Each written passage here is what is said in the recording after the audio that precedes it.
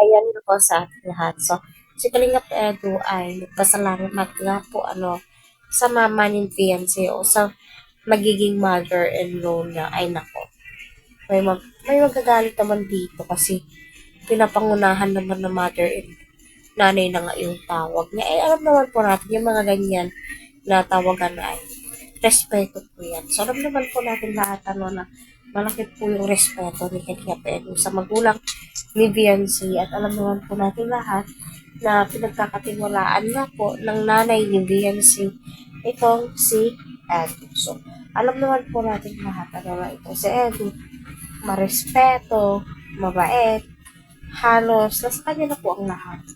Kaya napakaswerte po ni Beyonce dahil may isang Kalingap Edu na tinutulungan siya, ginagabayan siya, nagbibigay ng mga advices sa kanya. 'Di ba? Kahit na minsan si Eds ay um, yung tipong napakakulit. 'Di ba? Kita naman po natin sa rehearsal. Ay, grabe, napakakulit ni Eds. Kaya patuloy po natin suportahan si Kalinga Prab, Kuya Val at ang buong team. Please huwag po natin skip ang kanilang ads para sa ganun nga po ay po kababayan po natin ang kanilang matulungan and syempre ang kanilang mag so, yun nagpasalamat nga po si Kalingap Edu kay nanay dahil nga o sa mama ni wifey dahil nga po sa tiwalang binibigay po niya kay Kalingap Edu. Basta sinabi po ni nanay na basta ingatan mo lang si BMC, sinabi ko. Siyempre, iniingatan po yan 100% ng Team Kalingap itong si BMC.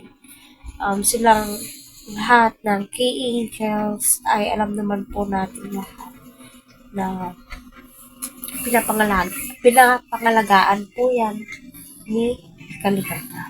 At kita naman po natin kung paano po nila ito itrato, paano po nila i-handle, lahat-lahat kaya napaka-thankful po ng Kalingap Angel dahil andyan ang kanilang mga good Samaritan na gumagabay sa kanila. Yun naman po talaga yung importante po, yung samahan po nila.